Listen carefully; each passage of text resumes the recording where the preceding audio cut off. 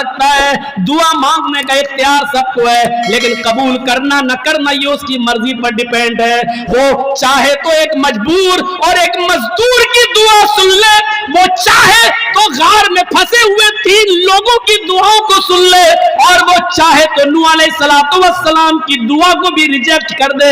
उसके ऊपर कोई प्रेशर नहीं बना सकता है, उसके ऊपर कोई दबाव नहीं बना सकता है, वो हर चीज पर कादिर है। मेरे प्यारे साथियों, नूह अलैहिस्सलातु वस्सलाम अपनी आंखों के सामने अपने बेटे को डूबता हुआ देखते रहे और नहीं बचा पाए।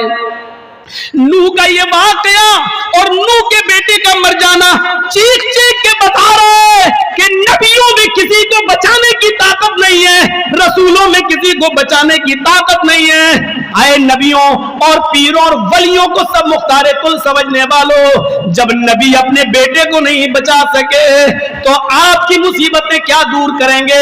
ये नबियों की जिंदगी हमें बतला रही है, ये नबियों की सीरत हमें बतला रही है कि दुख सुनो, तौहीद तुम्हारी उस वक्त और मजबूत हो जाएगी जब तुम नबियों की जिंदगी पढ़ोगे। गौर करो, इब्राहीम अलैहिस्सलाम का जिक्र अल्लाह ने किया तो बुतों को तोड़ देने के पादाश में नमरूद ने आग लगवाई, लकड़ियां इकट्ठा की गई, बहुत बड़ी आग लगाई गई। इब्राहीम अलैहिस्सलाम को उस आग में डाला जाना है, झूला डाल दिया गया है, इब्राहीम अलैहिस्सलाम को उस आग में डाला जाना है। इब्राहीम अलैहिस्सलाम ने आसमान पे नजर डाली, हाय अल्लाह, अगर वाकई में तेरे रास्ते पे हूं और तौहीद पे हूं तो तू मेरी हिफाजत फरमा, हाय अल्लाह मुझे बचा। इधर नमरूद ने आग में डाला, उधर अल्लाह रब्बुल आलमीन ने आपको हुक्म दिया, कुल्ला या नारू कूनी बरदन व सलामन अला इब्राहीम। आय आग, तेरा काम जलाना है लेकिन तू मेरे हुक्म से जलती है, लेकिन आज मेरा बंदा तेरी गोद में आया है, तेरी आगोश में आया है, आज तू अपनी फितरत बदल दे, आज तू अपनी कशिश बदल दे। आज तेरा काम जलाना नहीं है, आज तेरा काम फूल बन जाना है, आज गुले गुलजार बन जाना है, मेरे बंदे इब्राहीम के लिए सलामती वाली बन जाना है। आज तेरे अंदर से जलने की सिफत खत्म हो गई, आज तू मेरे बंदे पर सलामती वाली हो जा। कून बरदन, सलामती, और ठंडा नहीं कहा, सलामन भी कह दिया। इतनी ठंडी हो, अगर ठंडा कह देता अल्लाह आग ठंडी हो जा तो इतनी ठंडी हो सकती थी कि बर्फ से भी ज्यादा। इसलिए कहा ज्यादा इंसान को गर्मी अगर नुकसान पहुंचाती है तो ज्यादा ठंडक भी तकलीफ देती है, इसलिए कहा ठंडी तो हो जा, बुझ तो जा, लेकिन इतनी ठंडी मत होना कि मेरे बंदे इब्राहीम को तकलीफ हो। सलामती वाली, ना ज्यादा ठंडी ना ज्यादा गर्म, मुअतदिल और बीच वाली। इब्राहीम अलैहिस्सलाम अपने आप को नमरूद के अजाब से नहीं बचा पा रहे हैं, अपने रब को पुकार रहे हैं। अल्लाह ने याकूब अलैहिस्सलाम का नाम लिया तो उनकी परेशानी का जिक्र कर दिया कि देखो हमने उनके बेटे यूसुफ को छीना, मुख्तलिफ मराहिल से बेटा गुजरा, उसके भाइयों ही ने उसको कुएं में फेंक दिया, यूसुफ का कुर्ता उतार के किसी बकरी का खून लगा के ले आए और अपने बाप याकूब से कह दिया कि हम लोग खेल में तमाशे में मस्त हो गए, और यूसुफ को अपने सामान के पास बिठा दिया और यूसुफ को भेड़िया कहा गया। कई साल तक याकूब रोते रहे और अल्लाह से फरियाद करते रहे कि मेरा बेटा, मेरा बेटा, मेरा बेटा। अल्लाह ने कहा याकूब तुमने मुझसे बेटा मांगा है, मुझे पुकारा है, मेरे आस्ताने पे दस्तक दी है, इसलिए अब तुम्हारा बेटा भी मैं तुम्हें लौटाऊंगा। तुम बेटे की जुदाई में इतना रोए हो, इतना रोए हो कि रोते रोते तुम्हारी आंखों की रोशनी और बीनाई चली गई। पहले हम तुम्हारी आंखों की रोशनाई लौटाएंगे, उसके बाद तुम्हारे बेटे को वापस करेंगे। और तुम्हारा बेटा जब हमने छीना था तो कमजोरी की हालत में छीना था, लेकिन जब तुम्हारा बेटा तुम्हें वापस करेंगे तो उसको नबी बनाकर वापस करेंगे और उसको एक मुल्क का बादशाह बनाकर वापस करेंगे। मेरे प्यारे साथियों गौर कीजिए, बादशाह मिस्र बनाकर उनको वापस कर दिया गया। गौर करो, जहां पर अजीज मिस्र बैठा करता था, वहां पर आज यूसुफ अलैहिस्सलाम बैठे और इस हाल में बाप से बेटे को मिलवाया। याकूब पर परेशानी आई, उन्होंने अपने रब को पुकारा। इब्राहिम पर परेशानी आई, अपने रब को पुकारा। हजरत जकरिया पर परेशानी आई, उन्होंने अपने रब को पुकारा। हजरत यूनुस अलैहिस्सलाम पर परेशानी आई, समंदर का सफर कर रहे हैं, कश्ती उलट जाती है, मछली निकल जाती है, मछली के पेट के अंदर वो अपने रब को पुकार रहे हैं, ला इलाहा इल्ला अंत सुब्हानक इन्नी कुन्तु मिनज़ ज़ालिमीन। रब को पुकार रहे हैं। नबियों की पूरी जिंदगी उठा के देख लो, अल्लाह ने जितने भी नबियों का नाम लिया उनकी परेशानी का जिक्र कर दिया और ये मैसेज दे दिया, नबी भी अपनी परेशानी दूर नहीं कर पाए तो नबियों के बाद आने वाले तुम्हारी परेशानियां दूर करेंगे। थोड़ी सी अकल पर आदमी जोर दे दे तो बड़े से बड़े मसले हल हो जाएंगे, लेकिन अकल पर जोर देने ही कब दिया जाता है? अकल पर जोर नहीं देने दिया जाता। कह दिया जाता कुरान नहीं पढ़ना जानते तो सीखो ही मत, पढ़ने की जरूरत क्या है? आप ताज्जुब करेंगे, मुबारकपुर के एक मुफ्ती ने तो यहां तक कह दिया है, जो फतवा दे दिया बाकायदा कि जो लोग कुरान पढ़ना नहीं जानते उनको सीखने की जरूरत नहीं, कुरान खोल कर सिर्फ अपनी उंगली कुरान के हुरूफ पे चलाते रहें, अल्लाह उनको सवाब देता रहेगा। यह फतवा छपा है, उंगली चलाते रहें अल्लाह सवाब देगा, क्योंकि अल्लाह नियतों को देखता है। जब नियत ही तुम्हारी ये है कि हम सीखेंगे ही नहीं तो सवाब मिलेगा? जब तुम्हारी नियत ही है कि हम उंगली चलाते रहे, बस सीखना है ही नहीं, तो सवाब मिलेगा। ठीक है, तुम्हारी बात हम मानते, अल्लाह नियत देखता है, तो अल्लाह जब तुम्हारी नियत ही है कि हमें सीखना ही नहीं है कुरान, कौन इतना वक्त बर्बाद करे, तो आपको उंगली फेरने पे सवाब मिलेगा। ये फतवे दिए गए, कुरान के करीब लाने की कोशिश ही नहीं की जाती है। अगर आप कुरान पढ़ के किसी से मसला पूछने लगे तो क्या कहेगा, क्या तुम वहाबी हो गए हो क्या? क्यों? अरे कुरान पढ़ के, कुरान की आयतें पढ़ के मसले तो वही लोग पूछते हैं, तुम कब से पूछने लगे हो? ये बात, कुरान तुम नहीं समझ पाओगे, तुम्हारे लिए तुम्हारे मौलाना लोग काफी है, जो बता दिया उसी पे अमल करो। पढ़िए पूरी जिंदगी, सारे नबियों के हालात सुनने के बाद मोहम्मद रसूलुल्लाह सल्लल्लाहु अलैहि वसल्लम के हालात पर भी एक नजर डाल लीजिए। नबी अकरम सल्लल्लाहु अलैहि वसल्लम की जिंदगी भी परेशानियों से गुजरी है। जंगे बदर का वो मामला देखो, 313 मुसलमान नबी के साथ और 1000 से ज्यादा का लश्कर काफिरों के साथ। अबू बकर सिद्दीक का बयान है, बदर के दिन मैंने अल्लाह के नबी सल्लल्लाहु अलैहि वसल्लम को रोते हुए देखा। मेरा उठना बैठना, सोना जागना नबी के साथ हुआ करता था, लेकिन हमने अपनी पूरी जिंदगी में नबी अकरम को कभी इतना रोते हुए नहीं देखा जितना मैंने बदर के दिन देखा। 313 मुसलमानों को आप देखते और 1000 काफिरों को देखते, उनके हथियारों पे नजरें डालते, उनके तीरों कमानों तलवारों पे और घोड़ों पे नजर डालते, और इधर अल्लाह के नबी सल्लल्लाहु अलैहि वसल्लम अपने निहत्ते सहाबा को देखते। किसी के पास तीर है तो छोड़ने के लिए कमान नहीं है, किसी के पास कमान है तो चलाने के लिए तीर नहीं है। एक चीज है तलवार है तो अपने आप को बचाने के लिए ढाल नहीं है, ढाल है लेकिन चलाने के लिए तलवार नहीं है। एक चीज है और दूसरी चीज नहीं। अल्लाह के नबी सजदे में गिर जाते हैं। अबू बकर सिद्दीक का बयान है कि अल्लाह के नबी सल्लल्लाहु अलैहि वसल्लम को मैंने सजदे में गिरे हुए देखा और सजदे की हालत में अल्लाह के नबी ये दुआ कर रहे थे, अल्लाहुम्मा ला तुहलिक हाज़िहिल असाबा, इंतहलिक हाजिल असाबा लन तो बदबादल यौम। हाय अल्लाह, यही मुट्ठी भर जमात मेरे पास है, यही पक्के सच्चे मुसलमान है।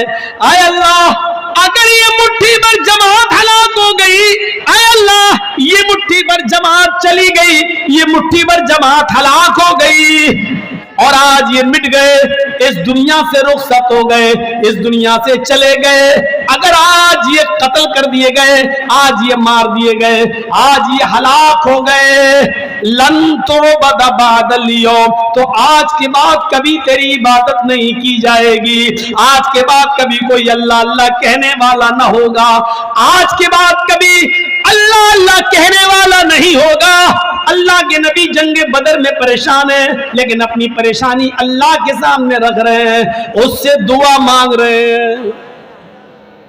एक वफद आया हुआ है, अल्लाह के नबी उनको दावतो तबलीग कर रहे हैं, इधर ज़ैनब की बेटी या बेटा बीमार है, उन्होंने मैसेज भेजा, पैगाम दिया, आए अल्लाह के नबी आपके नवासे की तबीयत खराब है, जल्दी घर में आ जाइए।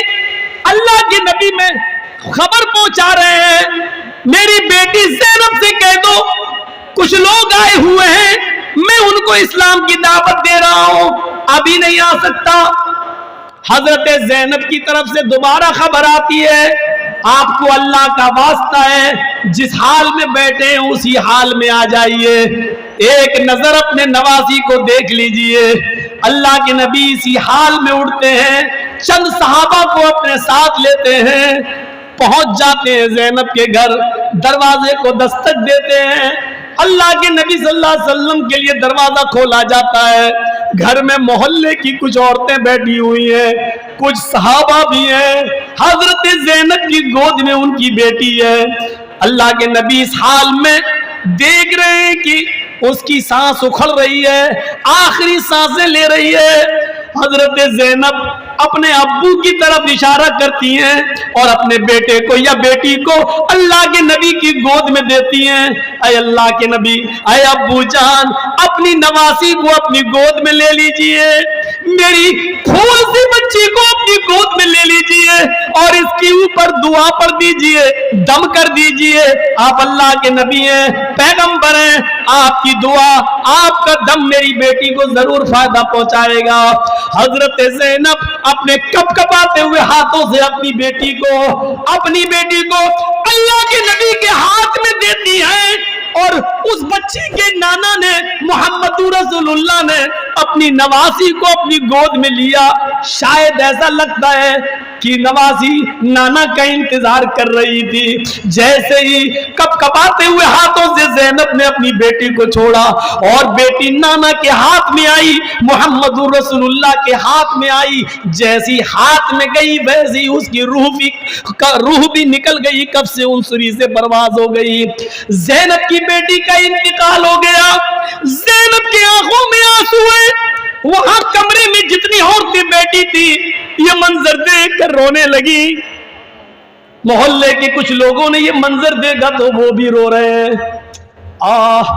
नबी अकरम की आंखों में भी आंसू डुबडुबा रहे हैं, लेकिन इन लोगों को रोते हुए आपने जो पैगाम दिया वो पैगाम ये था, इन्ना लिल्लाहि व इन्ना इलैहि राजिऊन।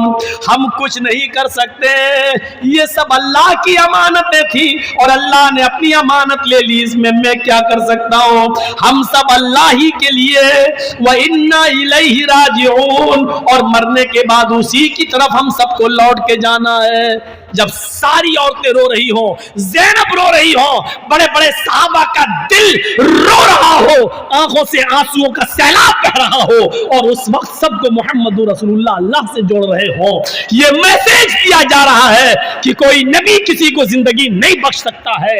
अगर जिंदगी बख्शने की ताकत होती तो ज़ैनब की बेटी को जिंदगी मोहम्मद रसूलुल्लाह बख्श देते, लेकिन नबियों के हाथ में नहीं है। खुदा आपने अपने 1.5 साल के 18 महीने के बच्चे इब्राहिम को, मारिया कित्तिया के बदन से पैदा होने वाले बेटे को आपने अपनी गोद में लिया जब उसकी सांसें उखड़ रही थी और इब्राहिम भी इंतकाल कर जाता है नबी की गोद में।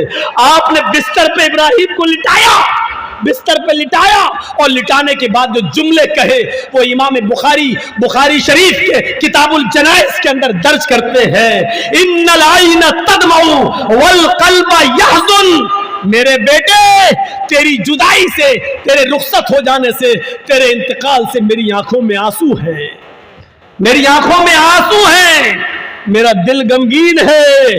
वला नक़ूलु इल्ला मा यर्ज़ा रब्बुना, लेकिन मैं अपनी जबान से ऐसा कोई जुमला नहीं कहूंगा जिससे मेरा रब नाराज हो जाए, जिससे मेरा परवरदिगार नाराज हो जाए।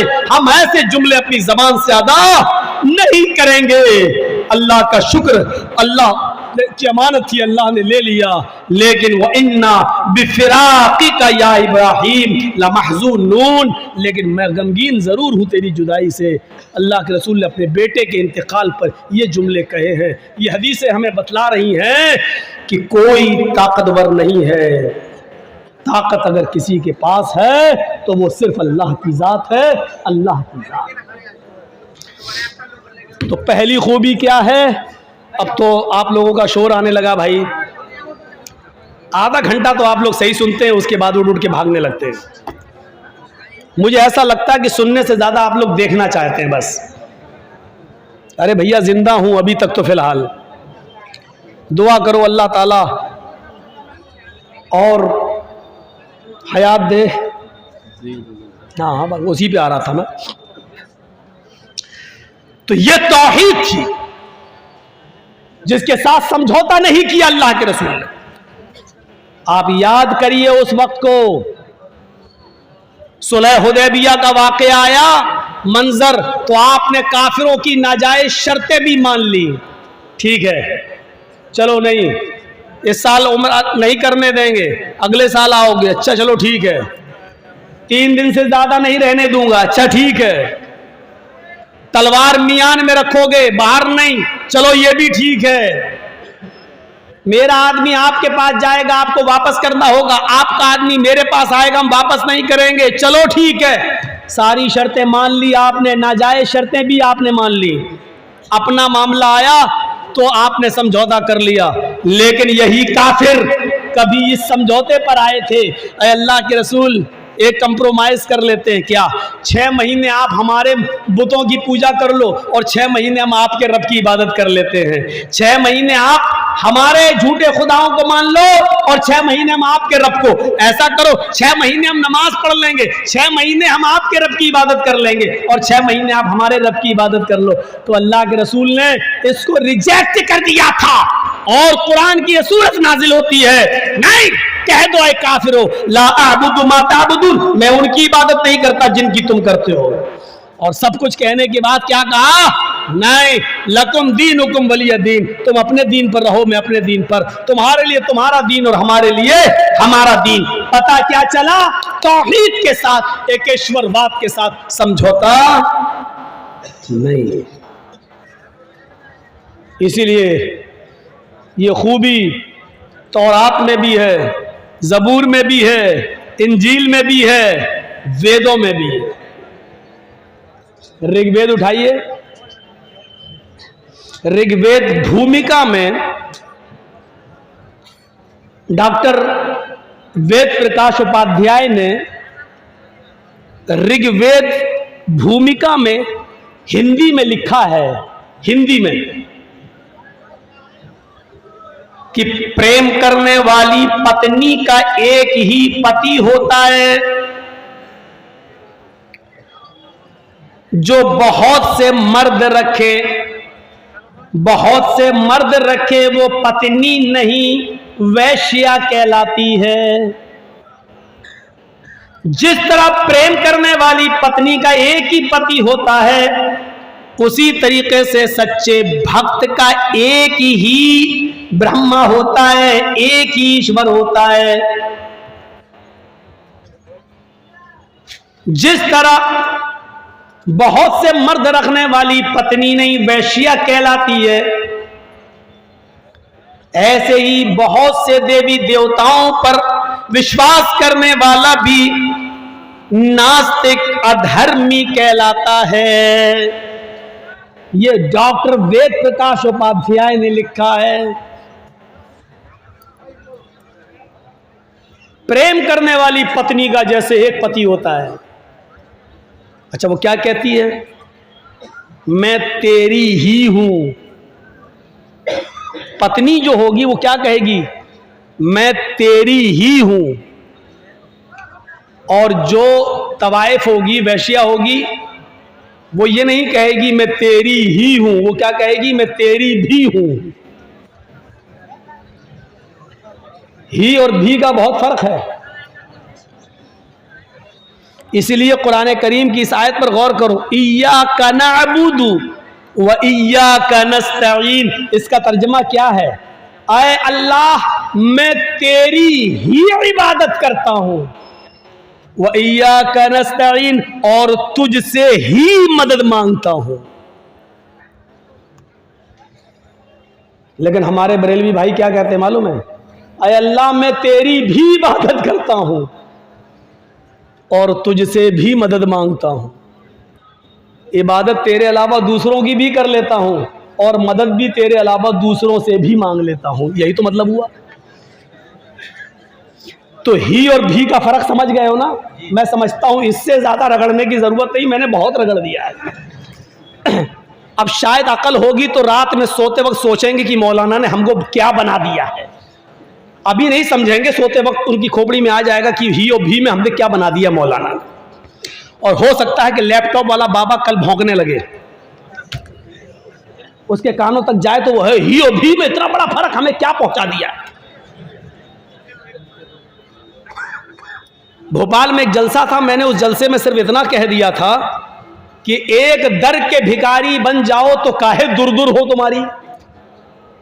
हाँ, बहुत अच्छी तकरीर, बहुत अच्छी तकरीर मौलाना साहब, हम इतना कह के चले आए और 10 दिन के बाद गालियां देने लगे हमको लोग। हमने कहा क्या हुआ? 10 दिन तक तो बड़ी तारीफ कर रहे थे, क्या हमको क्या मालूम था? आज समझ में आया कि तो हमें कुत्ता बना के गए हो। एक दर के भिखारी बन जाओ तो काहे दूर दूर हो,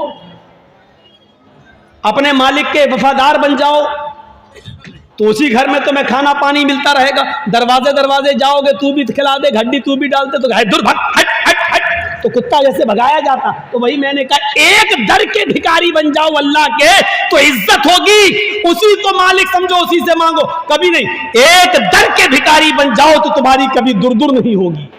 बहुत अच्छी तकरीर, बहुत अच्छी तकरीर। 10 दिन के बाद खोपड़ी में आया कि मौलाना हम ही को कुत्ता बना के गए। तो इनको देर में समझ में आता है। तो ऋग्वेद में जो बात कह दी है वो हमारे हिंदू भाइयों के भी देर में समझ में आएगी। ऋग्वेद में डॉक्टर वेद प्रकाश ने बहुत बड़ी बात कह दी। क्या कह दी? जिस तरह प्रेम करने वाली पत्नी का एक ही पति होता है, बहुत से पति रखने वाली और मर्द रखने वाली पत्नी नहीं होती, वैश्या होती है। ऐसी सच्चे भक्त का एक ही ईश्वर होता है, एक ही ईश्वर पर भरोसा रखता है। बहुत से देवी और देवताओं पर बिलीव करने वाला वैश्या समान होता है, वैश्या समान।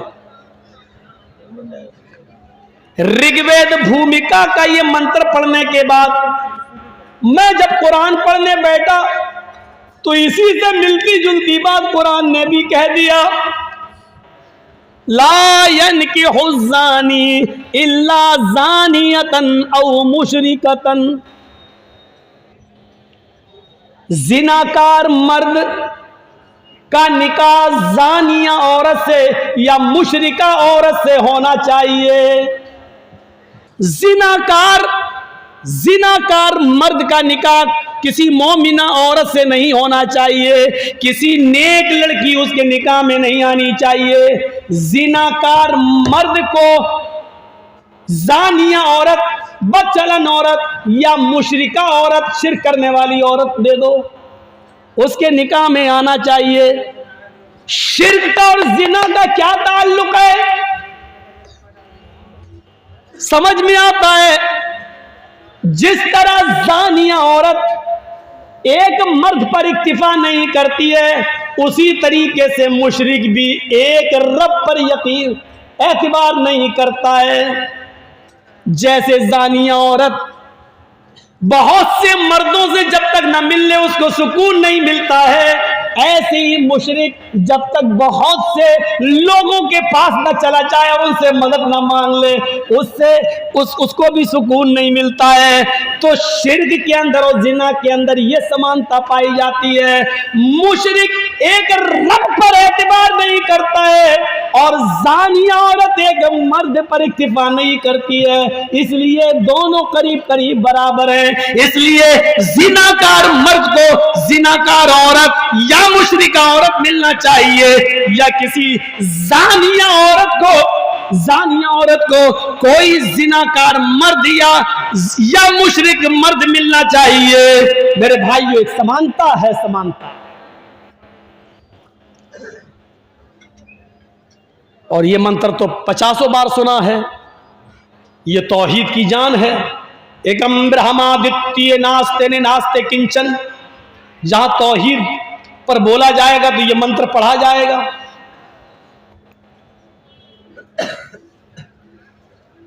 इस ब्रह्मांड का रचयिता और रचनाकार एक है, द्वितीय नास्ते दूसरा नहीं है, नेह बिल्कुल नहीं है, ना नहीं किंचन जरा सा भी नहीं है। इस ब्रह्मांड का और दुनिया का बनाने वाला एक ही है, दूसरा नहीं है, बिल्कुल नहीं है, कतई नहीं है, हरगिज नहीं है, जरा सा भी नहीं है, जरा सा भी नहीं है। और क्या चाहिए? इससे बड़ी तौहीद और कहां मिलेगी? वाल्मीकि रामायण उठाओ, ये वाली नहीं, रामचरितमानस की बात नहीं कर रहा हूं, तुलसीदास जी वाली। वाल्मीकि रामायण, असल रामायण वही है जो 2000 साल पहले लिखी गई थी हिंदू धर्म के अकीदे के हिसाब से। जब रावण सीता को लेके चला गया तो हनुमान और लक्ष्मण दोनों तलाश करके रावण की लंका में आग लगाकर सीता जी को रावण के चंगुल से छुड़ाकर जब लाते हैं और रामचंद्र जी के सामने खड़ा कर देते हैं, तो सीता जी रामचंद्र जी के पैरों पे गिर गई। वहीं से हिंदू धर्म में पैर छूने का रवाज चल रहा है। पैरों पे गिर गई, उनके पैर छूने लगी। हनुमान और लक्ष्मण ने मेरी इज्जत लुटने से हमको बचा लिया और रावण हमारी इज्जत पर हाथ नहीं डाल सका। लेकिन जब सीता जी रामचंद्र जी के पैर छूने लगी तो रामचंद्र जी ने उनको छूने नहीं दिया। घुटनों तक पहुंची थी, पैरों पे जा रही थी, उन्होंने पकड़ लिया और उठा लिया। और वाल्मीकि रामायण कहती है रामचंद्र जी ने ये जुमले पढ़े, राम रामाय नमः, राम रामाय सत्यम अस्ति। है सीता, मैं राम हूं और राम का भी एक राम है ऊपर वाला। राम रामाय नमः। सीता, राम के राम को नम करो, राम रामाय नमः। राम के राम को, मैं राम हूं तेरा, तेरे राम का राम है ऊपर वाला। हाय सीता, राम के राम को, अपने राम के राम को नमा करो, अपने राम को नहीं। हिंदू भाई समझ बैठे, अपने राम को नमा करो, सर झुकाओ। जबकि रामचंद्र जी ये कह रहे हैं अपने राम के राम को नमा करो, अपने राम के सामने झुको, उसको प्रणाम करो, उसके सामने सर झुकाओ। राम रामाय सत्यम अस्ति। है सीता, तेरे राम का ही राम सच्चा है। इसलिए अर्थी दी जाती है जब जनाजा उठता है हिंदू भाइयों में किसी का, तो जब शमशान घाट ले जाते हैं तो क्या पढ़ते हैं मालूम है? क्या पढ़ते हैं? क्या कहते हैं हिंदू भाई? राम राम सत्य है, अब बदल दिया, कहने लगे राम नाम सत्य है, जबकि राम नाम सत्य है नहीं। रामायण में लिखा राम रामाय सत्य, सही शब्द क्या? राम राम सत्य है, यानी राम का राम सच्चा है। तो बहुत से हिंदू तो यही कहते हैं राम राम सत्य है, राम राम सत्य है, राम राम सत्य है। और बहुत से लोगों से जब मुर्दा उठता नहीं तो कहते हैं सबकी यही गत है। वो जैसे हम लोगों में कुछ बदमाश किस्म के होते हैं ना, मजाक उड़ाते हैं, ऐसे ही उनमें भी होते हैं। अब कोई कह रहा जो उठा रहा राम राम सत्य है, पीछे वाले कहते हैं हमसे नहीं उठत है। मजाक हर जगह उड़ाया जाता है। तो सही शब्द क्या है? राम का राम सच्चा है। अब बदल दिया राम राम। और सही शब्द क्या है? शमशान घाट। कहते हैं शमशान, शमशान क्या पढ़ते हैं हिंदू लोग? उसको क्या कहते हैं जहां मुर्दे जलाए जाते हैं? शमशान। सही शब्द शमशान नहीं है। यह बात मैं जिंदगी में पहली बार बता रहा हूं आपको। सही शब्द शमशान नहीं है, सही शब्द है शयनशान। क्या है सही शब्द?